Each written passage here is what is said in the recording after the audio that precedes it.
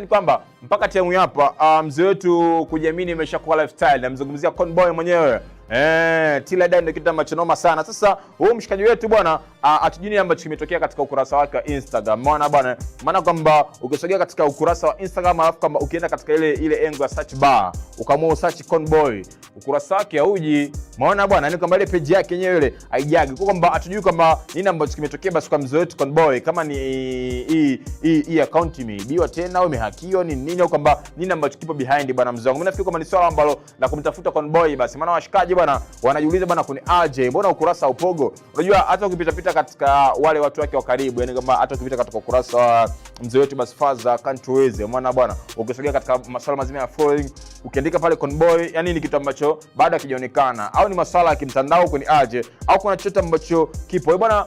Wanangu wa town, kama kuna chochote ambacho mnashikilia kuhusu Conboy na masuala yake ya account basi inabidi tuambizane wazo wangu. Au vipi bwana? Huyu mwana tunamsaka ile mbaya kuni aje. Tunataka tujue basi masuala ya ile lita ya maji ambayo alotuambia yale anakunywa kwa siku.